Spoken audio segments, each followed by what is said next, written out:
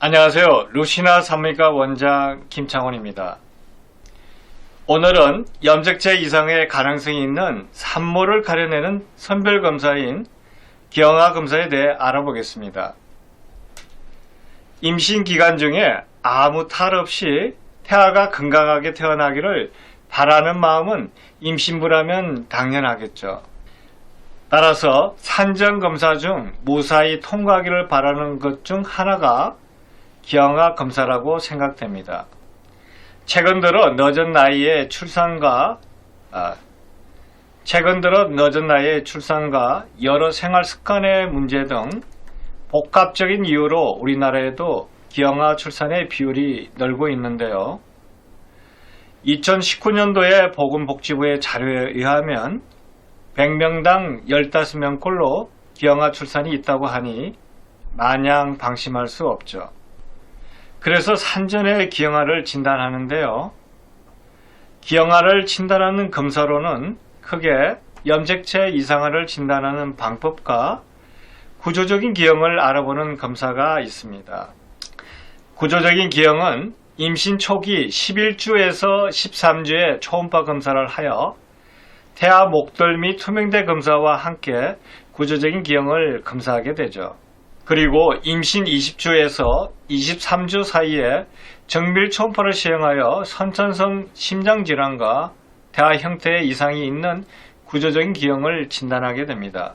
오늘은 일반적인 기형아 검사로 알려져 있는 커더 검사와 통합 검사, 그리고 최근에 각광받고 있는 리포터 검사에 대해 자세히 알아보는 시간을 가지겠습니다.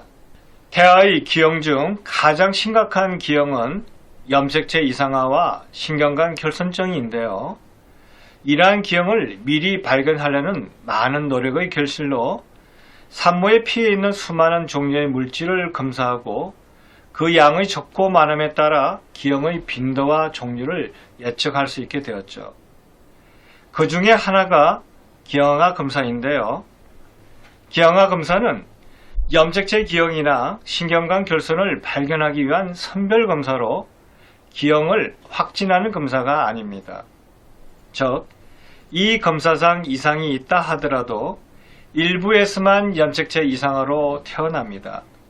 그래서 기형아 검사상 이상 소견이 나왔을 때 확진 검사인 양수검사나 육몽학 검사를 통해 기형에 대해 확진을 내리게 되는 거죠. 만 35세 고령의 임신부에게는 다운 증후군 등 염색체 이상의 발생률이 250대 1 정도로 발생하고 그 이후에는 급격히 증가하기 때문에 이를 기준으로 고위험군 대상을 정하게 되었죠. 그래서 처음부터 양수검사를 하는 대상은 출산 시 산모 나이가 만 35세 이상이거나 이전에 기형아를 낳았거나 그리고 가족 중에 기형이 있는 경우입니다. 하지만 약 80%는 이런 병력이 없는 산모에게서 태어나며 그렇다고 모든 만 35세 이전의 산모를 모두 양수검사를 할 수 없어 구안해낸 방법이 바로 선별검사라고 보시면 됩니다. 그래서 양수검사가 필요한 대상자를 가려내는 선별검사로서 트리플 검사, 커더 검사가 생기게 된 거죠. 산모의 혈액 중 알파 태아 단백, 육모성 성선 자극 호르몬, 에스트리올을 측정하고 임산부의 나이, 체중, 임신 주수, 태아 수, 당뇨병 등의 인자가 추가로 고려되어 기형아의 위험도를 산출한 검사가 트리플 검사라고 합니다. 즉, 산모의 혈액에 있는 세 가지 물질을 가지고 판단하였다 하여 영어로 숫자 3을 의미하는 트리플 검사라고 하는 거죠. 이 트리플 검사에 이니빈 A라는 물질을 추가하여 영어로 숫자 4를 의미하는 커더 검사라고 합니다.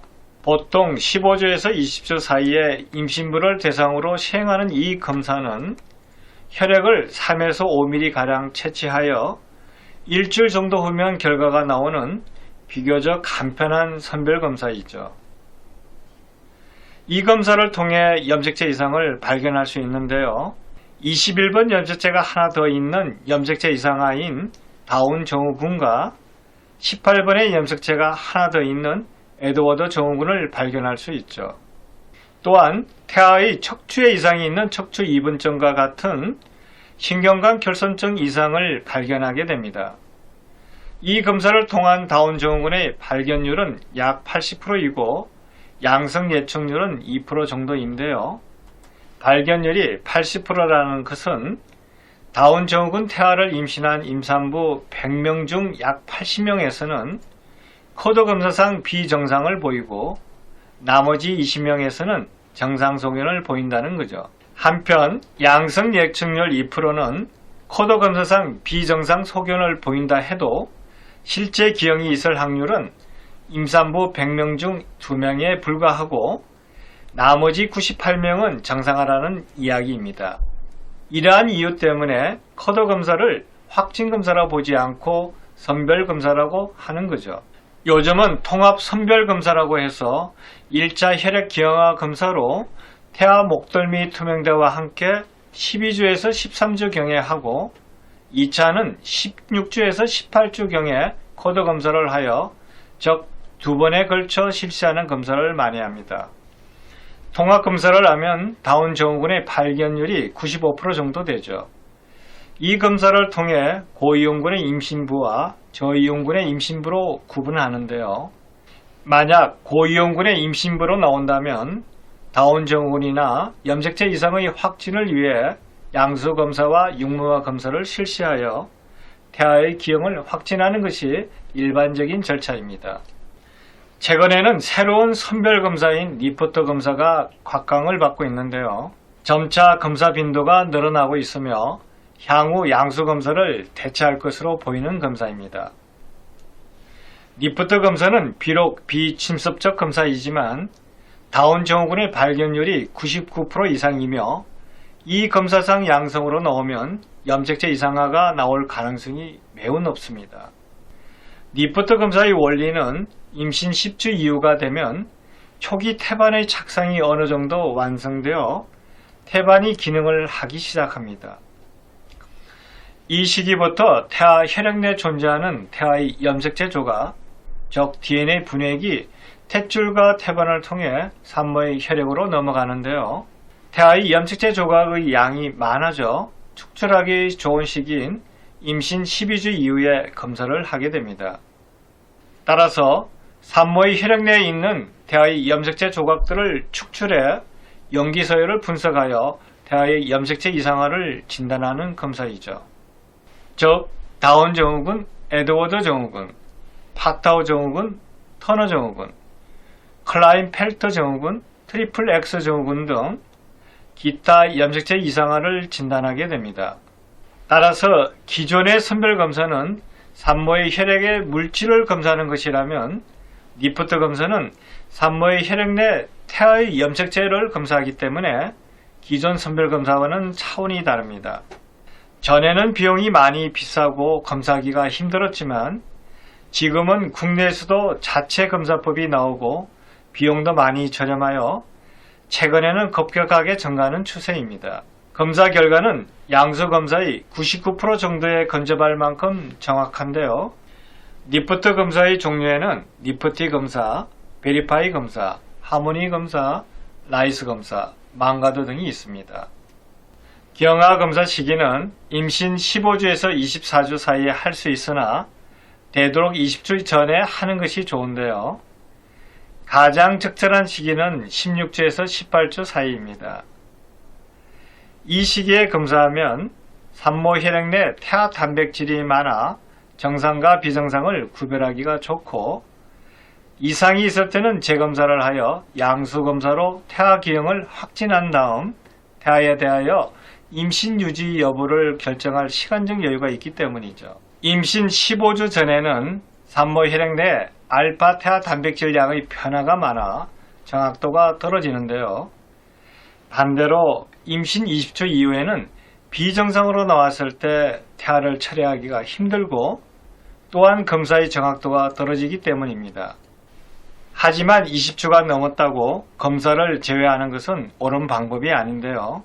따라서 산전 진찰 시 16주에서 18주 전으로 기형아 검사를 해야 한다는 걸 사전에 계획하시고 본인이 16주에서 18주에 병원에 내원하여 검사를 해야 한다는 인식을 갖는 것이 중요합니다.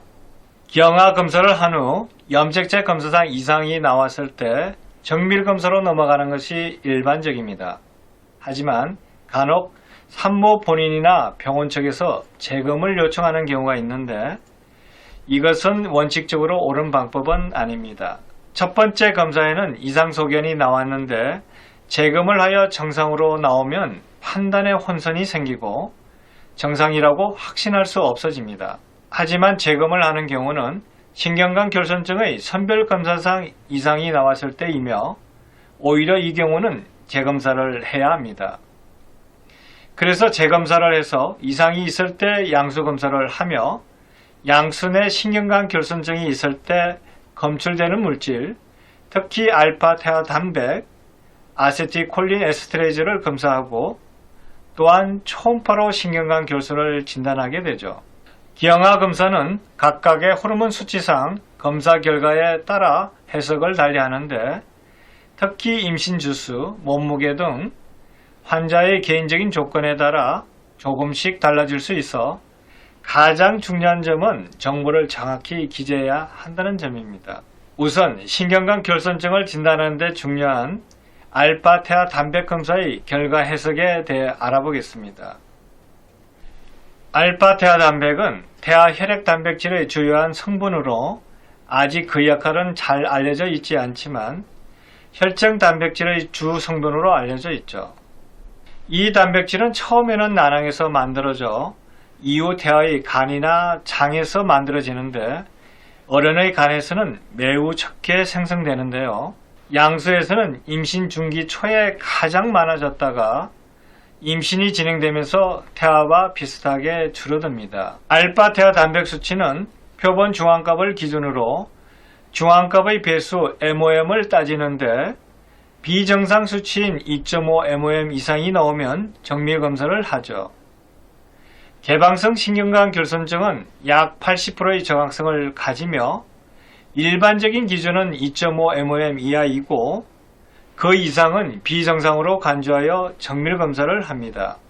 임신 16주에서 18주의 산모를 대상으로 검사하면 약 2.5%에서 5% 정도에서 2.5 MOM을 가진 비정상이 나오며 재검사를 하게 되는데요. 재검사 중 약 20%는 정상으로 나오며 비정상으로 나온 산모는 정밀 검사를 해야 하죠.